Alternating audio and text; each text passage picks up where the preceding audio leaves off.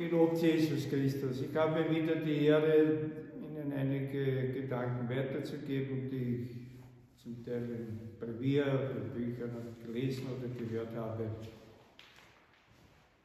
Ich habe schon wieder die Ehre. Also in Wien sagt man ja, habe die Ehre. Also ist eher abwertend gemeint. Also nicht schon wieder, aber bitte um Ihre Geduld und Aufmerksamkeit.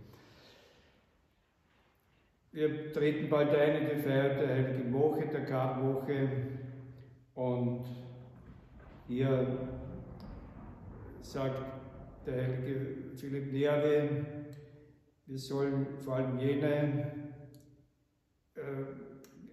Geister uns aneignen, die mit S beginnen, also Sankt Augustinus, Sankt Benedikt, Sankt Bernhard, also die Heiligen sollen wir besonders kennenlernen, schon jetzt, nicht erst dann im Himmel, wie wir hoffen.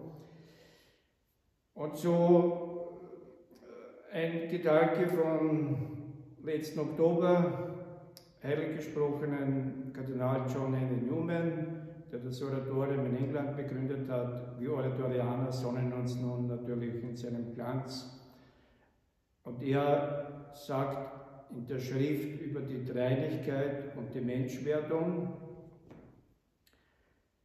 Es wäre nicht der wahre christliche Glaube, wenn wir nur an die Gottheit Christi glauben, wenn wir nur an die Menschwerdung glauben oder an den natürlichen Sündenzustand des Menschen vor der Erlösung, sondern das Herz der Religion ist das Sühnopfer, der Opfertod Christi für uns, für alle Menschen.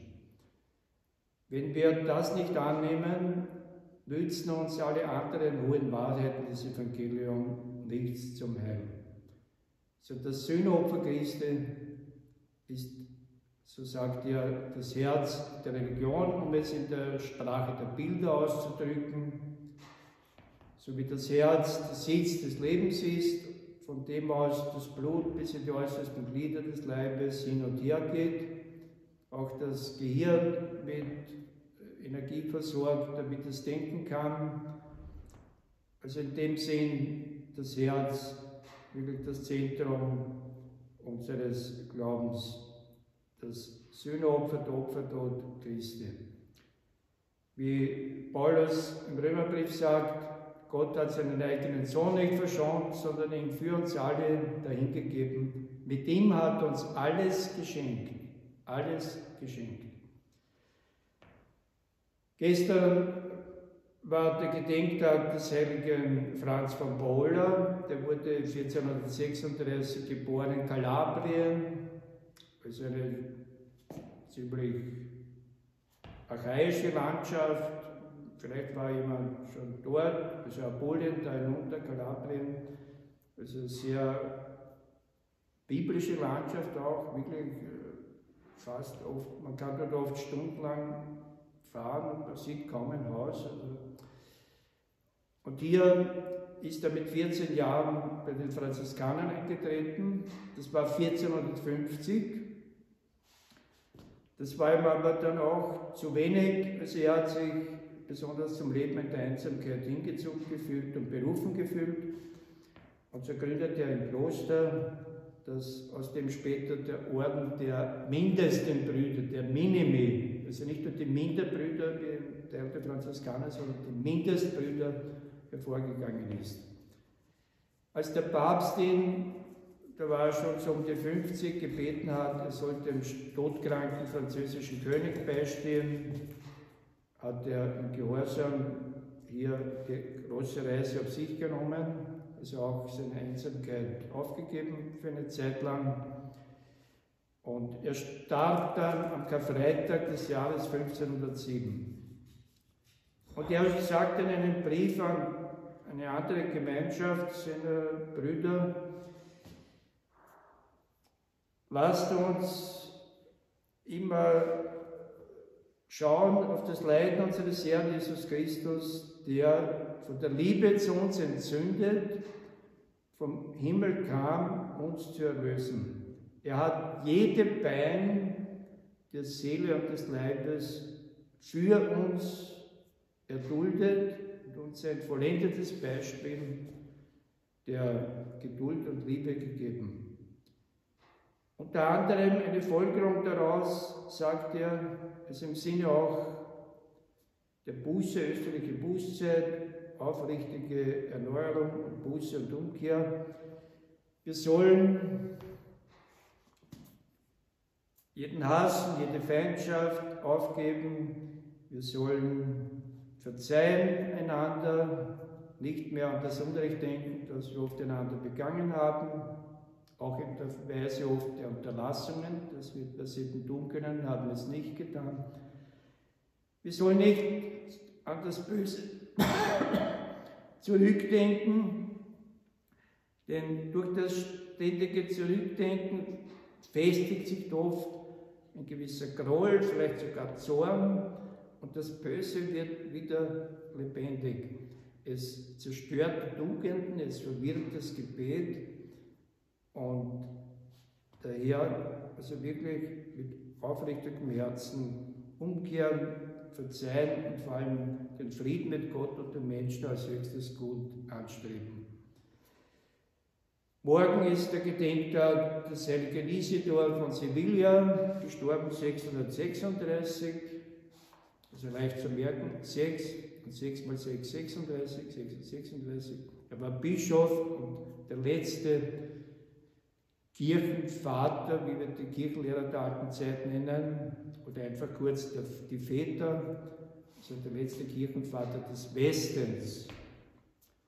Der des Ostens ist der heilige Johannes von Damaskus, der 749 gestorben ist. Auch gut zu merken, 7 mal 7 ist 49, 7, 49. Und dieser Isidor von Sevilla sagt, durch das Gebet werden wir gereinigt und durch das Lesen werden wir unterrichtet. Also der wahre Fortschritt im geistlichen Leben, das gilt ja nicht nur jetzt für Klerus, sondern auch für jeden, der Jünger Jesu sein will, besteht, dass wir immer die Gegenwart Gottes sehen und in ihr leben. Und das geschieht dadurch, dass wir viel beten und viel lesen. Wenn es möglich ist, sollen wir beides üben. Wenn nicht, sollen wir mehr beten als lesen. Denn im Gebet sprechen wir mit Gott, im Lesen spricht Gott zu uns. Also hier vor allem das Lesen der Heiligen Schrift. Durch das Lesen lernen wir dazu, was wir nicht wissen. Und was wir gelernt haben, sollen wir uns durch Erwägung einprägen. Also erwägen, nachdenken, nicht zu viel auf einmal, lieber weniger und das gut verdauen, verkosten, wie die Wüstenväter gesagt haben. Also erwägen, auch durch Wiederholen und dass sich das dann einprägt. Das ist auch jetzt ein gewisser Vorteil dieser ganzen Zeit, da wir viele Dinge ja nicht möglich sind und verboten sind. Man kann diese Zeit nützen, wirklich für das Lesen, vor allem der Heiligen Schrift und von den sogenannten Klassikern des Christentums, also die Kirchenväter, die großen Glaubenslehrer, zum Beispiel Philoter von Franz von Sales, also auch eine unerschöpfliche Quelle. Also viel beten und viel lesen. Und durch das Gebet und das Lesen der Heiligen Schrift werden wir auch von den Nichtigkeiten der Welt abgewendet und hingewendet zur Liebe Gottes, die uns in Christus in Fülle offenbar wurde und uns geschenkt ist und durch die Kirche seinen mystischen Leib vermittelt wird.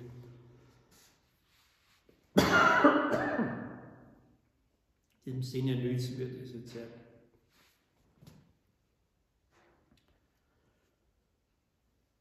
Danke